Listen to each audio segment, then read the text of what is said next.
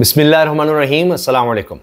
तमाम तज्ज़ियाकार सियासतदान हैरान और परेशान हैं, तनकीद भी कर रहे हैं, लेकिन सब ये सवाल पूछ रहे हैं कि आखिर नून लीग को हो क्या गया है। वो इतना बड़ा ब्लंडर कैसे कर सकती है कि तहरीके इंसाफ पर, सबसे बड़ी सियासी जमात पर पाबंदी लगा दे। क्या वो इतने ही बेवकूफ़ हैं, नासमझ हैं कि उनको पता ही नहीं कि इसके असरात क्या होंगे।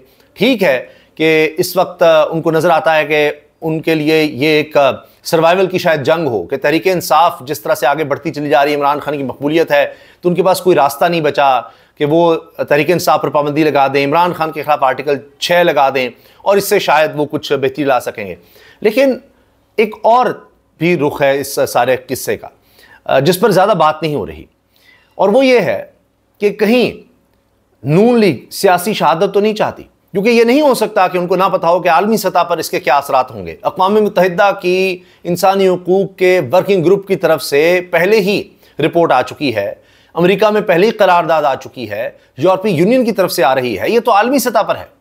और यहां भी जो हालात हैं, 2 साल में जब से PDM की हुकूमत हम देख रहे हैं, पाकिस्तान की तारीख में माशी तौर पर बदतरीन कारकर्दगी है, बदतरीन महंगाई है, बदतरीन बेरोजगारी, गुर्बत, सेहत के मसाइल। यानी अब आप देखें हमारे एजुकेशन का भी मसला बन गया, मजीद बच्चे और ज़्यादा स्कूल से बाहर, सेहत के मसाइल और बढ़ गए, तो जो बुनियादी चीज़ें हैं वही हमारी बद से बदतर होती चली गई।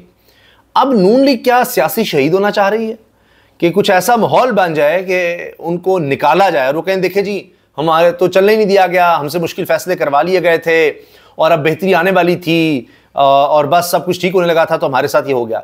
तो क्या वो जानबूझकर हालात को उस तरफ ले जा रहे हैं? जो नून लीग के करीब हैं वो लोग, वो तज्जियाकार भी जो इनकी सियासत को समझते हैं, वो भी हैरान है और कह रहे हैं नहीं नहीं, मियां नवाज शरीफ ऐसा नहीं सोच सकते, मियां नवाज शरीफ ये नहीं कर सकते। अच्छा, मियां नवाज शरीफ डील कर सकते हैं, मियां नवाज शरीफ औरतों के घरों में छापे पड़वा सकते हैं, वो सब कुछ कर सकते हैं, हाँ ये नहीं कर सकते। डेस्परेट हो चुके हैं, वो ये कर सकते हैं कि किस तरह से आप जनाब हमें खुद ही धक्का देकर निकाल दें। और क्योंकि अगर इस्तीफा देंगे तो कहेगा जी हो डर गए। अब शहबाज शरीफ के ऊपर दबाव तो है, खुद राना सनाउल्लाह ने कहा कि जिन्होंने इस्तीफे की बात इसलिए की थी टैक्सेस के हवाले से दबाव है, वो कहते हैं मैं क्विट कर दूंगा। तो वो क्विट वाला चक्कर है कि निकले किसी था। अब ये बात की जा रही है कि 2 से 3 महीने तक, जी हां 2 से 3 माह तक मुल्क में ऐसे हालात पैदा कर दिए जाएंगे कि मार्शल लॉ लग सकता है या इमरजेंसी।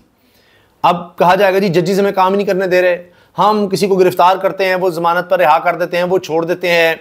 हाँ अब देखें जिस तरह ख्वाजा आसिफ का बयान बड़ा हमें कि जी देखें ये जो मखसूस नशिस्तों का मामला इन्होंने किया है, हमने तो एक्सटेंशन देनी थी, सिर्फ जजेस को नहीं, हमने सरकारी अफसरान को भी एक्सटेंशन देनी थी, क्योंकि आलमी इदारों की तरफ से ये प्रेशर है कि हम पेंशन का बोझ कम करें। अब देखिए ना वारदात कितनी बारीक वारदात है कि जी ये तो सुप्रीम कोर्ट ने फैसला दे दिया, उसकी वजह से हम जो है अपने एजेंडे पर अमल नहीं कर सके। इस तरह की बातें। अब नवाज शरीफ से 3 दिन में 3 मुलाकातें शहबाज शरीफ ने की हैं।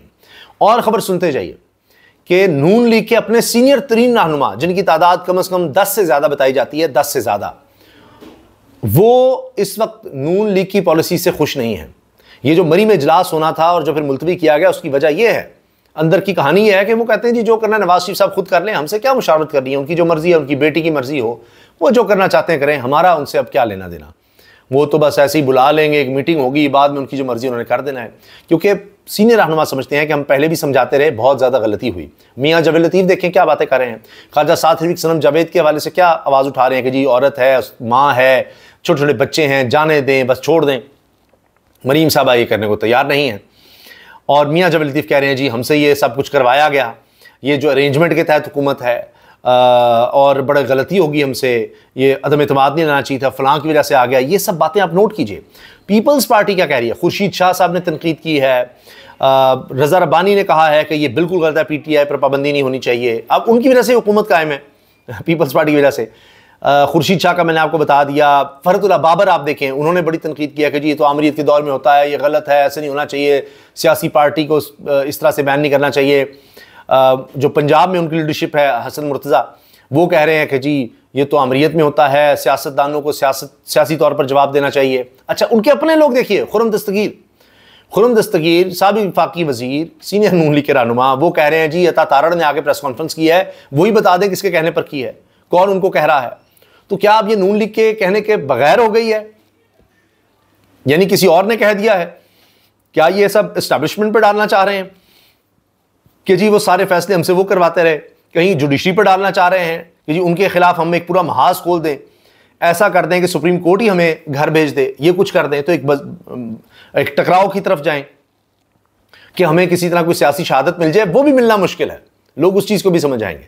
तो ये अगर 2-3 माह जो अब कहा जा रहा है, जो सीनियर साफ़ी हैं वो भी ये टाइम बता रहे हैं कि जी 2 से 3 माह में मार्शल लॉ इमरजेंसी लग सकती है, और ये जो अब धरने शुरू हो गए हैं ये भी उसकी एक कड़ी हो सकती है। जिस तरह तहरीक का जो एक तरफ जमात इस्लामी 26 जुलाई को कह रही है कि महंगाई टैक्स के खिलाफ, और लबैक वालों का धरना पहले से जारी है। और मैं आपको अंदर की खबर दे रहा हूँ, ब्रेकिंग न्यूज़ इसको समझिए, बड़ी खबर है कि ये मुहर्रम हराम के बाद, या ये आप यूँ कहें कि यौम आशूर के बाद, 10 मुहर्रम हराम के बाद, ये सब लोग आगे 2-3 दिन के बाद आगे डी चौक की तरफ जा सकते हैं।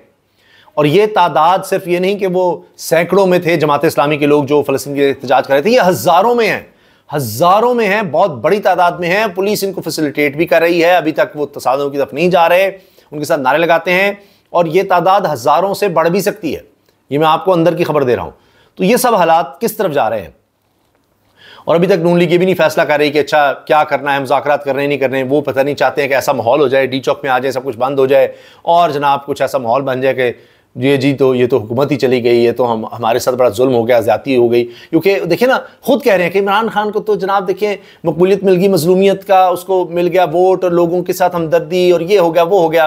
तो अब ये समझ रहे हैं कि इस तरह हमारे से भी कोई हमदर्दी हो जाएगी, किसी को हमदर्दी नहीं। जब आप बिजली की कीमतें इस तरह बढ़ाएंगे, जब आप दूध तक पर टैक्स लगाएंगे, हर चीज़ आप महंगी करते चले जाएंगे, आपसे किसी ने हमदर्दी नहीं करनी। लोग इतने तंग हैं, हम कहते हैं कब इनसे जान छूटेगी, जो आगे होगा वो देखा जाएगा, मईशत की बात होगी, इनसे तो जान छूटे। ये हालात हो गए हैं, इसलिए ये सब बातें हो रही हैं, और अपने इनके लोग जो हैं वो इनके खिलाफ बोल रहे हैं, अपनी लीडरशिप बोल रही है। मैं आपको अंदर की खबरें बता रहा हूँ।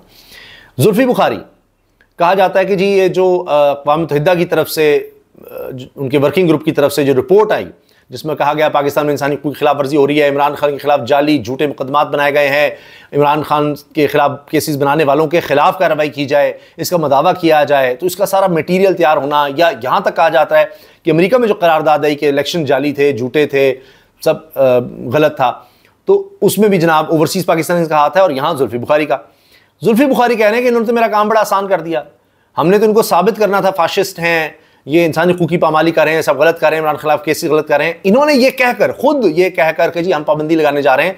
दुनिया की बड़ी जमात है, सियासी जमात तहरीक इंसाफ, पाकिस्तान की सबसे बड़ी सियासी जमात है, करोड़ों लोगों ने उसको वोट किया है, उस पर आप पाबंदी लगाने जा रहे हैं। तो इसका मतलब क्या है? वो लगना बात की बात है। आपने तो बता दिया कि हमारी तो ये नीयत ये है, हम तो ये करना चाहते हैं। तो आप तो आलमी सतह पर भी अपने खिलाफ केस को मजबूत कर रहे हैं, वहां पर और आप हारेंगे। तो ये इतना इंटरनेशनल प्रेशर, लोकल प्रेशर, लोग अवाम के खिलाफ है, वैसे ही उन्होंने सड़कों पर आ जाना है। तो ये एक सियासी शहादत वाला भी मामला हो सकता है। दूसरा यही कि भाई हम जितना वक्त रह गया है इसमें इनको दबा दें, लग रहा है कि जा रहे हैं, इनको जितना क्रश कर सकते हैं अपनी तरफ से कर दें, और हालात को इस तरफ ले जाएं कि पॉइंट ऑफ नो रिटर्न हो कि हम तो जाएंगे ही, किसी और का भी कोई भला ना हो, मुल्क में मार्शल लॉ लग जाए, कोई जमहूरियत ना हो, ये तहरीक इंसाफ वाले ना आ सकें, बाकी हम फिर कोई डील शील करके निकलेंगे, कर लेंगे। तहरीक इंसाफ आ गई, इमरान खान आ गया, तो कहते हैं जी हम तो जेलों में होंगे, तो फिर हमें क्या फ़ायदा हुआ। तो ये सारा एक तरफ ये भी एक रुख है कि ये भी साथ स्ट्रैटेजी हो सकती है, जो ये सारा माहौल इस वक्त तबाह और ख़राब किया जा रहा है, मज़ीद अदम इस्तेहकाम फैलाया जा रहा है, हुकूमत की तरफ से सब कुछ किया जा रहा है, उसके पीछे एक ये कहानी भी हो सकती है। इजाज़त दीजिए, अल्लाह हाफ़िज़।